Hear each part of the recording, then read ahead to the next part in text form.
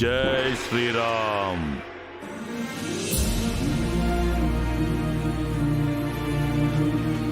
ఏదో విచారంలో ఉన్నట్టున్నారు.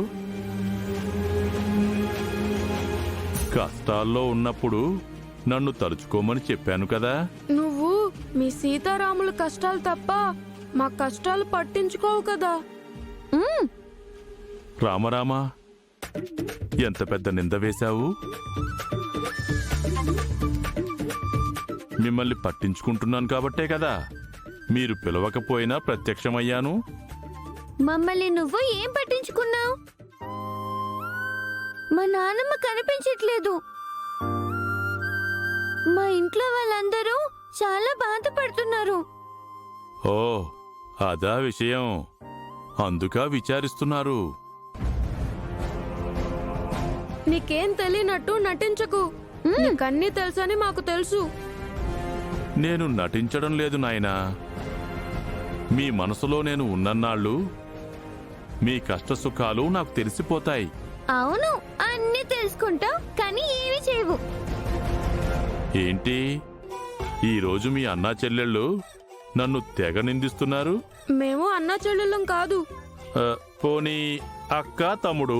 మేము అక్క తమ్ముళ్ళం కూడా కాదు. సరే, ఇప్పుడు మీకేం కావాలి? మా నానమ్మ తిరిగి రావాలి. మా ఇంట్లో అందరూ హ్యాపీగా ఉండాలి. మీ నానమ్మ తిరిగొస్తుందో లేదో నాకు తెలియదు, కానీ మీ ఇంట్లో వాళ్ళని సంతోషపెట్టమంటే మాత్రం సంతోషంగా చేయగలను. అదేంటి, మా నానమ్మ తిరిగి రాదా? ఆ విషయం నాకు తెలీదు. అసలు మా నానమ్మ ఎక్కడికి వెళ్ళింది, ఎక్కడుంది, ఎలా ఉంది? ఆ విషయాలేవి నాకు తెలియదు. తెలిసినా మీకు చెప్పకూడదు. ఎందుకు చెప్పకూడదు? మీరు అడగకూడదు, నేను చెప్పకూడదు. ఏ, అదేమైనా సీక్రెటా? అలాంటిదే అనుకోండి. సృష్టి నియమాలను అనుసరించి సృష్టి రహస్యాల్ని చెప్పకూడదు. అసలు మా నానమ్మ తిరిగి వస్తుందా రాదా? రావచ్చు, రాకపోవచ్చు. అసలు ఏం జరిగింది? మంచి చెడుకి మధ్య ఇప్పుడు యుద్ధం జరుగుతుంది.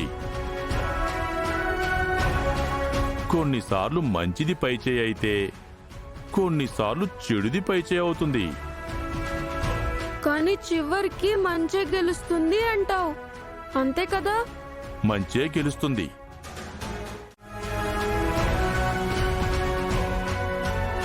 అది దేవుడైనా మానవుడైనా కర్మ ఫలితం అనుభవించక తప్పదు. సరే అయితే, మా ఇంట్లో వాళ్ళని సంతోష పెడతానన్నావు కదా, లోపలికి పద. ఇంటి లోపలికా? అవును, నువ్వు ఇప్పటి వరకు ఇంట్లోకి రాలేదు కదా, ఈ రోజు రావాలి.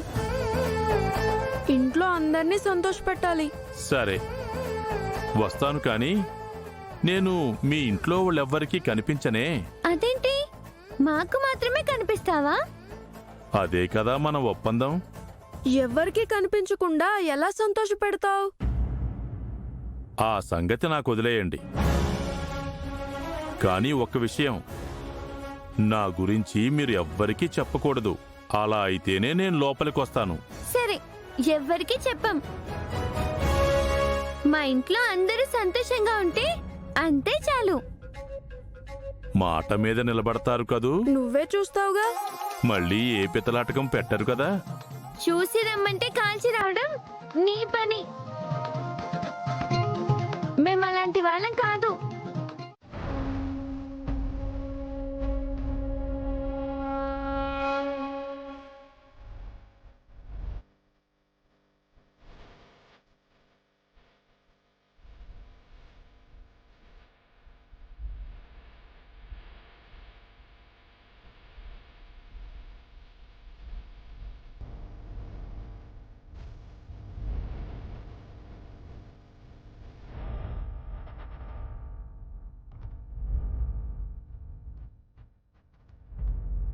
రండి స్వామి. హ్మ్.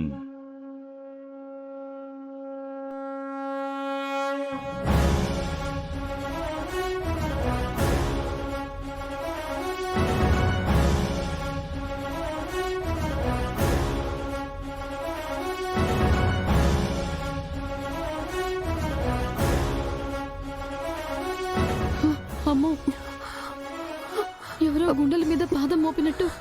ఏమిటి అదిరిపాటు? నాది సేమ్ ఫీలింగ్ మనీషా. ఏదో భూకంపం వచ్చినట్టుగా అనిపిస్తోంది.